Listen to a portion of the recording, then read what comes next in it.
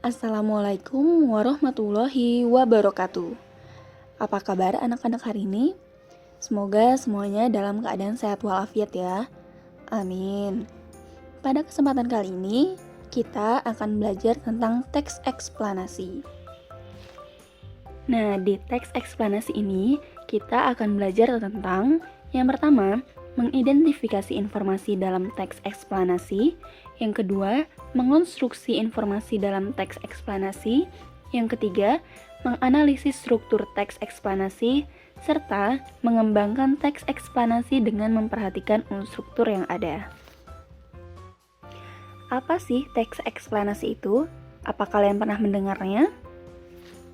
Jadi, teks eksplanasi adalah teks yang berisi penjelasan tentang proses terjadinya peristiwa atau fenomena alam, sosial, budaya, atau yang lainnya. Jadi, teks eksplanasi ini perlu diingat bahwa ini berisi tentang penjelasan. Ingat ya, kata kuncinya penjelasan atau menjelaskan sesuatu. Kemudian, ada ciri-ciri dari teks eksplanasi. Nah, ciri teks eksplanasi ini ada 4. Yang pertama, teks terdiri dari pernyataan umum, deretan penjelas, dan interpretasi. Nah, pernyataan umum, deretan penjelas, dan interpretasi ini merupakan struktur dari teks eksplanasi yang akan dijelaskan selanjutnya dalam slide berikutnya ya. Kemudian, ciri yang kedua yaitu memuat informasi berdasarkan fakta dan menjelaskan sebab akibat. Nah, seperti yang dijelaskan tadi bahwa teks eksplanasi itu kan berisi penjelasan tentang suatu proses terjadinya peristiwa atau fenomena alam, sosial, dan yang lainnya. Maka teks eksplanasi ini harus berdasarkan fakta. Jadi apa yang kita lihat dari fenomena tersebut harus berdasarkan fakta dan harus sesuai dengan fakta, serta menjelaskan sebab akibat kenapa bisa terjadinya suatu proses fenomena tersebut. Kemudian ciri yang ketiga, hal yang dibahas yaitu suatu fenomena yang bersifat keilmuan, misalnya yang berhubungan dengan ilmu pengetahuan. Jadi contohnya kita menulis teks eksplanasi tentang banjir. Jadi kita juga harus menyangkut pautkan apa yang kita bahas di teks eksplanasi itu dengan ilmu pengetahuan. Misal karena banjir tentang ilmu pengetahuan alam, seperti itu ilmu pengetahuan sains, atau ketika kita membahas tentang sosial budaya, berarti ilmu pengetahuan yang kita masukkan atau ilmu pengetahuan yang kita hubungkan dengan teks eksplanasi itu adalah ilmu sosial. Jadi, teks eksplanasi ini harus dihubungkan dengan ilmu pengetahuan yang relevan. Kemudian yang keempat, teks bersifat informatif dan tidak berusaha untuk mempengaruhi pembaca agar percaya tentang hal yang dibahas. Jadi teks eksplanasi ini harus bersifat informatif. Artinya harus berdasarkan fakta dan bukan opini si penulis. Jadi kalau kita menulis teks eksplanasi itu harus bersifat informatif, harus berdasarkan fakta.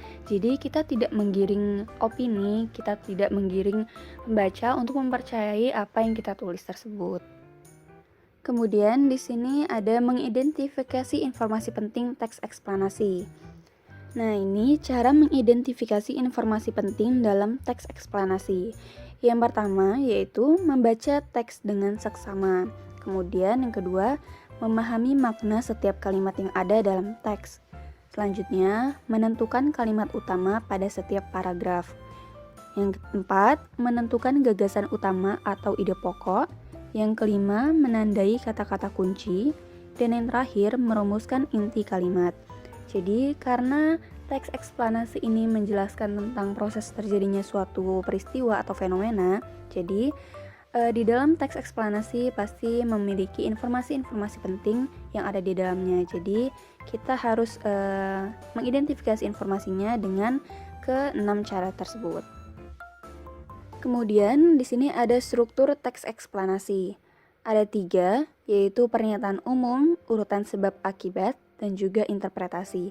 Ini yang sudah dijelaskan tadi di awal tentang ciri teks eksplanasi ya. Jadi pernyataan umum adalah gambaran umum fenomena atau peristiwa alam yang akan dibahas.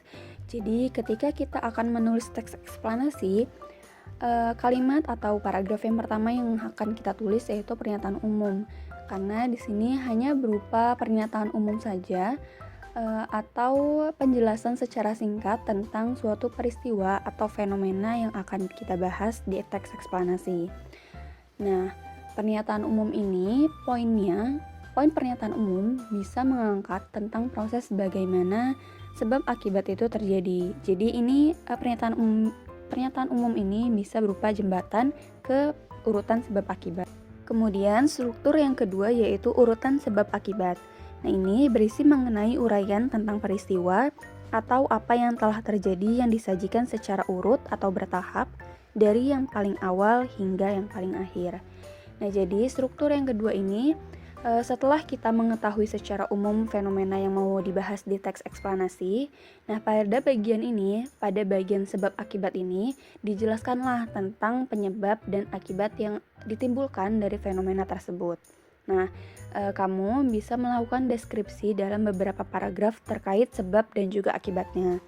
Contohnya, misal kita mengangkat tema tentang banjir. Nah, jadi di paragraf urutan sebab akibat atau di struktur urutan sebab akibat, kita menjelaskan sebab apa penyebab terjadinya banjir dan juga apa akibatnya dari fenomena banjir tersebut. Kemudian struktur yang terakhir yaitu interpretasi. Interpretasi ini mengenai kesimpulan tentang apa yang terjadi, mengapa bisa terjadi, dan bagaimana mengatasinya. Jadi sebetulnya interpretasi ini dalam teks eksplanasi dapat dikatakan sebagai penarikan kesimpulan. Jadi setelah kita membuat pernyataan umum, kemudian menjelaskan urutan sebab akibatnya, kita bisa menarik kesimpulan dari fenomena yang kita bahas di teks eksplanasi ini. Nah, kita juga bisa memberikan tanggapan atau pernyataan terkait fenomena yang kita angkat dalam teks eksplanasi ini. Nah, itu merupakan penjelasan tentang materi teks eksplanasi pada hari ini. Selanjutnya, pada pertemuan selanjutnya kita akan membahas tentang yang pertama, kaidah kebahasaan dari teks eksplanasi, yang kedua, pola pengembangan teks eksplanasi, dan yang ketiga, bagaimana atau langkah-langkah cara menulis teks eksplanasi. Jadi sampai jumpa di pertemuan selanjutnya. Terima kasih. Wassalamualaikum warahmatullahi wabarakatuh.